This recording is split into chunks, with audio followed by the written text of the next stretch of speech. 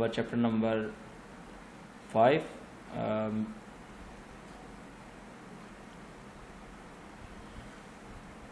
So chapter number 5 is Daffodils by William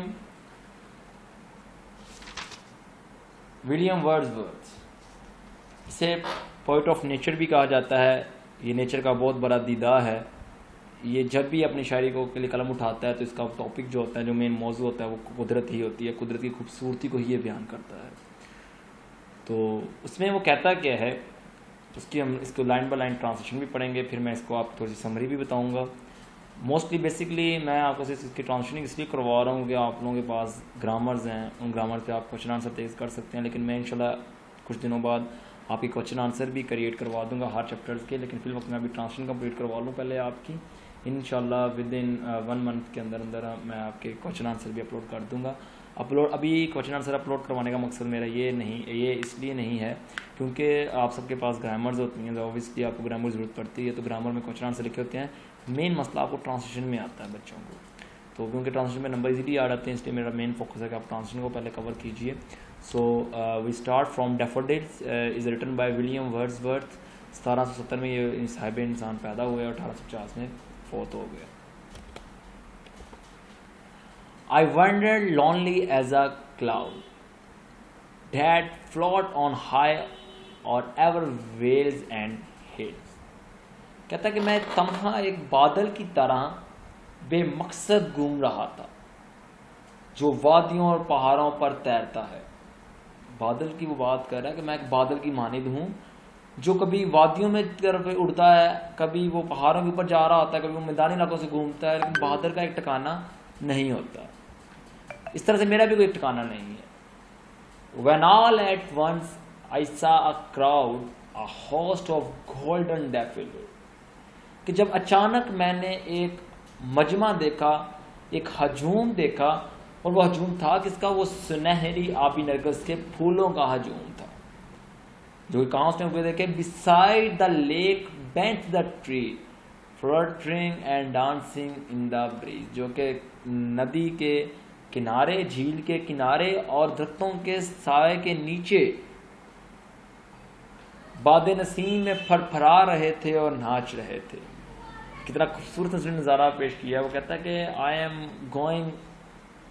M wandering lonely as a cloud when I saw a crowd of daffodils growing beside the lake bent the trees and that were fluttering and dancing in the breeze। कि वो मैं देख रहा हूँ कि वो बड़े शानदार सा नज़ारा है, इतने ज़्यादा फूल हैं। वो उसकी काउंटिंग भी बताता है कि मैंने कितने उसको देखा। तो वो कहता है कि तकरीबन मैंने एक ही नज़र में 10,000 के करीब देखा है। तो कहता है बड़ा शानदार नज़ारा होगा। आपको जब फूल आप देखते हैं अक्सर शादियों में जब फेंके जाते हैं तो कितना खूबसूरत नज़ारा पेश करते हैं। अगर वो इतने ज़्यादा फूलों को जगह पर रख दिया जाए तो वो भी बड़ा खूबसूरत नज़ारा होता है। Continuous as the star at that shine and twinkle on my Milky Way. आबी नरगिस के फूल लगातार उन सितारों की कहता है कि मानत जो कि शाम में टिमटमाते चमकते हैं। कि जैसे तारों को अगर आप रात में देखें ना तो आपको नजर आएगा कि एक लाइन के लगे हुए हैं तारे हैं, तो तारे ही तारे होते हैं। इस तरह कहता है वो तारे जो कहकशाओं में टिमटमाते हैं, ये मुझे अभी नगर के बिल्कुल उसी तरह लगे। This stretch in never ending line. मुझे लगा कि ये झील किनारे कभी ना खत्म होने के तार में फैले हुए हैं। Along the margin of a bay 10,000 saw I at a glance. कहता कि मुझे लगा कि ये झील किनारे ना खत्म होने वाली लाइन चली जा रही है जिसमें ये मुश्तमिल है, और ये सारे आबी नरगिस के फूल लगे हुए हैं जो कि मैंने एक ही नज़र में तकरीबन 10,000 आबी नरगिस के फूल देखे। Tossing their heads in sprightly dance, जो कि अपने सरों को खुशी से हिला रहे थे और नाच रहे थे। मतलब कि वो कहना चाह रहा है कि flowers are completely enjoy the natures. They were dancing and singing, they were waving in the air, they are fully enjoyed the nature. The waves beside them dance but they outdid the sparkling waves in glee. नदी की लहरें नरगिस के फूलों के साथ नाचती थी, लेकिन वो खुशी में चमकती हुई लहरों से भरे हुए थे। A poet could not but be gay, एक शायर उसकी खुशी मनाने वालों के साथ खुशी हुए बगैर नहीं रह सकता। कहते हैं कि शायरी जो है वो खुदा की तरफ से एक अतिया होता है। आप मैं शायर नहीं बन सकते, शायरी अल्लाह पाक की तरफ से अतिया होती है, ये गॉड गिफ्टेड होती है quality.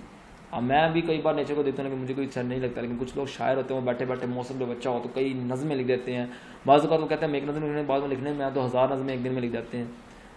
Along the a poet could not be gay in such a jocund company, कि इस कदर खूबसूरत नज़ारे को देखे बगैर एक शायर तारीफ किए बगैर नहीं रह सकता। I gazed and gaze but little thought what wealth the show to me had brought. मैं इस मंजर में खुशी और अमन की इतनी बड़ी दौलत अनायत की है, मैं सोचा भी बिल्कुल नहीं सोच सकता कि मुझे इस मंजर ने कितनी खुशी अनायत की है।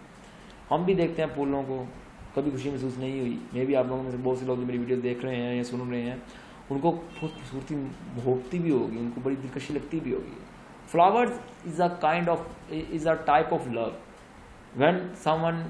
when you offer someone a flower, it's me you like him, her, and other way of it's a way of procrastinating friendship, it's a way of claiming, it's a way of friendship, everything। हर चीज़ का ये एक इब्तदाई अलमिया होता है।